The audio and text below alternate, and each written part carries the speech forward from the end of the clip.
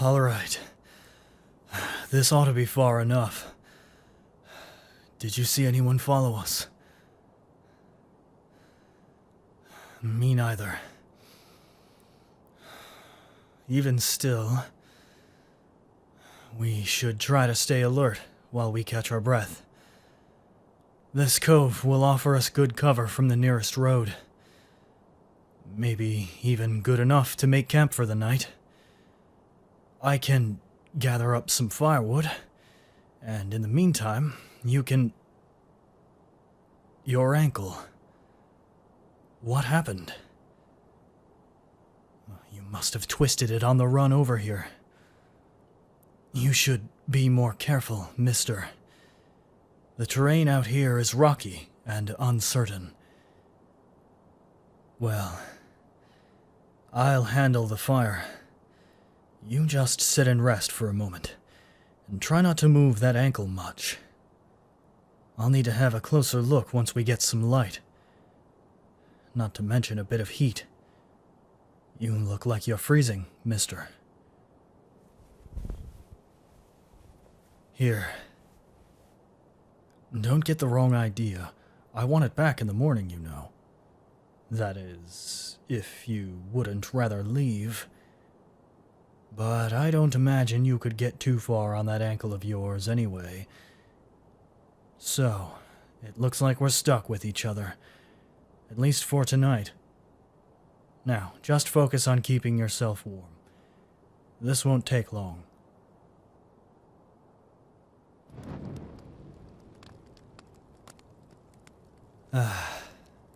That's better. I've added a special ingredient to reduce the smoke from the flame. If anyone else is looking for us, they'll have a hell of a time spotting us from a watchtower. Oh, it's a little something I picked up from the Mantis Festival. But I never thought I'd be using it so soon. The vendor called it shadow bark. It seemed like a useful thing to have for reconnaissance missions. Now I'm using it to hide, like a rat. Yes, I lied to you about being a peasant. I know you must have a lot of questions, and I'll tell you what truths I can, but we need to have a look at your ankle first. Do you mind showing me your injury?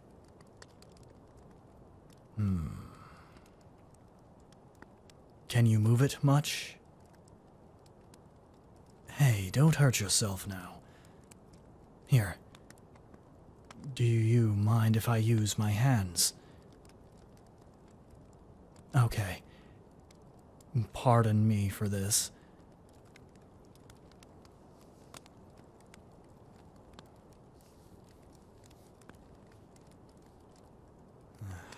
It's a bit swollen, but nothing major.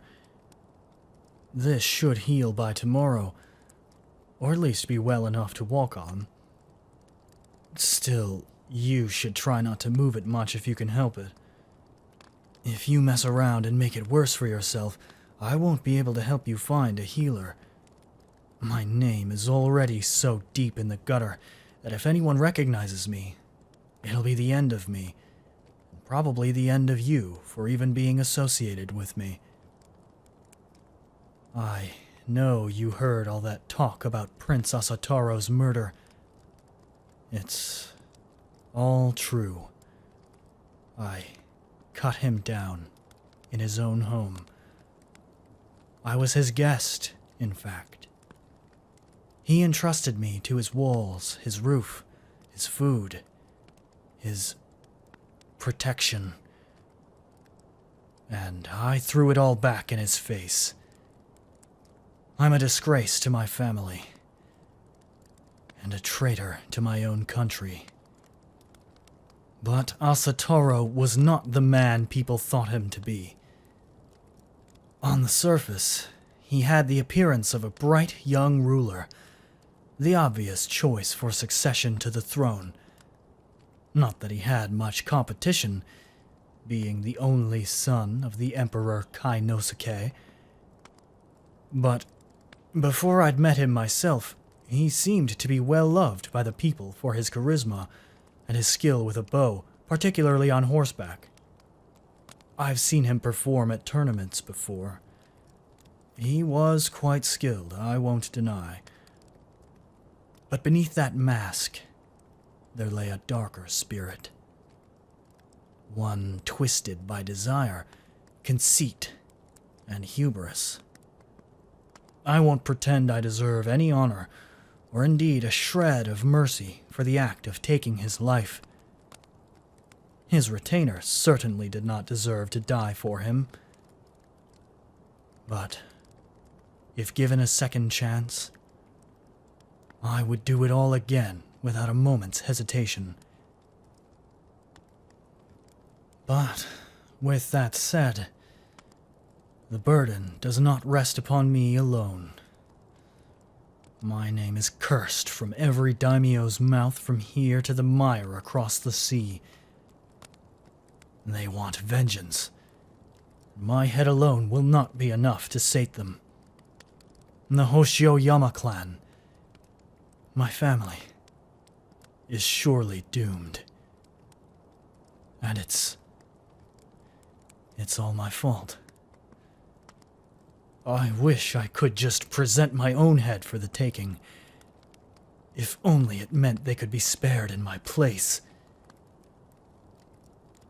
It also means that you're now in danger too, mister. You really shouldn't have sat down with me back there.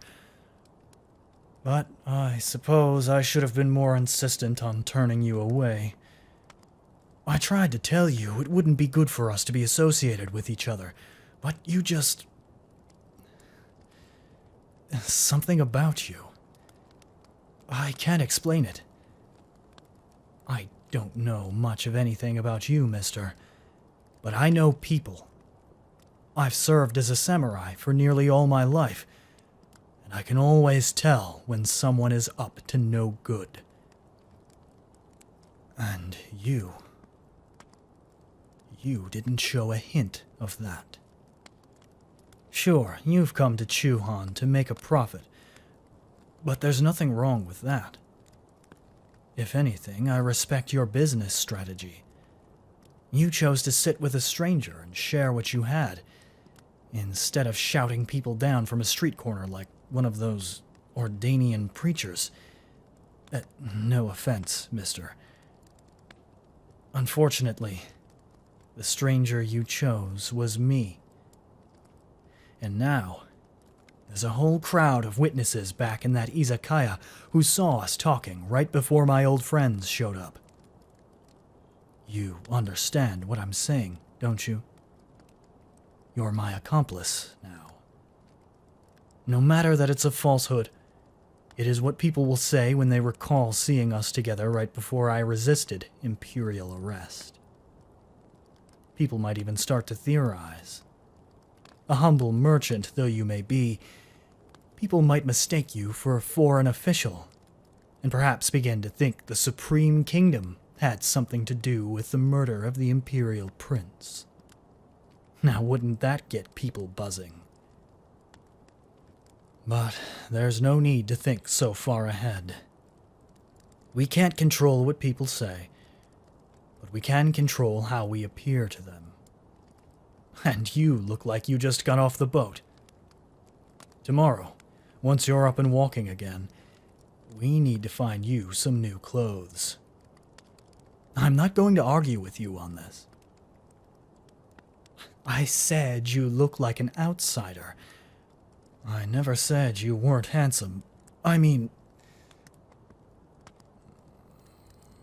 Fine. Yes, you are a fair bit more handsome than the average fellow. Definitely much prettier. You might even get jealous looks from some of the local women. I'm rambling. The point is, your looks have nothing to do with what makes you stand out. It's those Ordanian fabrics, you see. Don't worry, I'm not going to make you wear rags. You'll have a say in what you wear. But if we're going to be traveling together, we both need a way to blend in with the common folk. This armor I'm wearing now is marked with the mountain crane of the traitorous Hoshioyama clan. I'll need a replacement, or at least some way to conceal this going forward.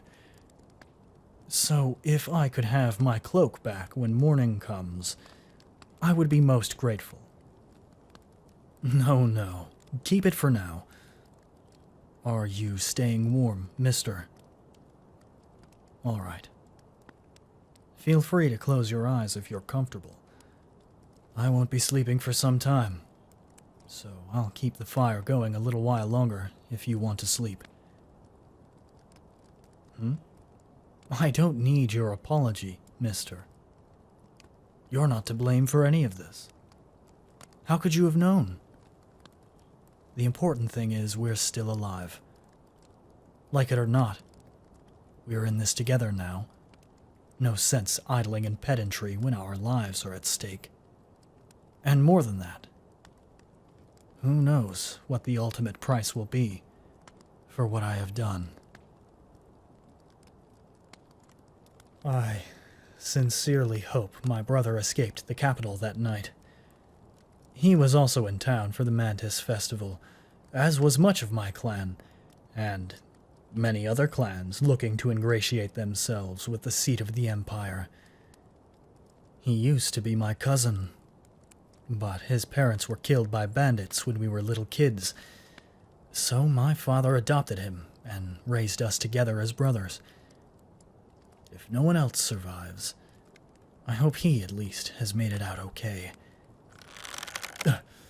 Don't move, either of you. Just stay calm, mister. I'll handle this. You'll stay right where you're put. And don't even think about reaching for anything. Unless you want an arrow in your neck. I'm not moving. Just tell me what you want. I missed you at our meeting place, Hiromasa. It seems you had a falling out with some old friends, You're Junko, the contact I was told to meet. Where the hell were you? That geisha woman was very clear, the Tenshu Izakaya at sunset. I waited for hours. Oh, you poor thing. It must be hard, being a regicidal murderer. Ugh. Spare me your venom, woman. I don't need an organized criminal to lecture me on morality. But you do need one to survive, yes? That's why you've sought us out, isn't it, Hiromasa? You've abandoned your samurai masters, and now you seek refuge with the Nobushi. You've become no better than those you held underfoot, the people who really keep this country alive. All in the name of your precious shogun. In the name of my emperor. I do not serve the shogun. And yet you murdered the emperor's son. I'm not sure where your loyalty lies, Hiromasa. If not even your own liege lord can trust you, how will the Nobushi? You do not know the first thing about my loyalty.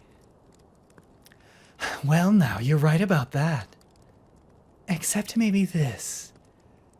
You were willing to kill to save the life of a complete stranger. Why, I wonder? Him? He was just a bystander. Don't involve him in this. Am I wrong?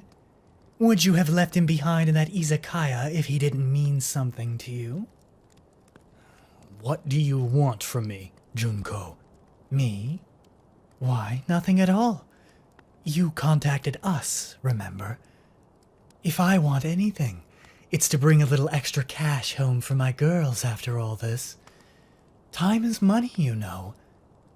So, tell me why the Nobushi would find a prince murderer like you of any value. And never mind about him. Who are you? Mr. Man over there. He's under my protection. That's all you need to know.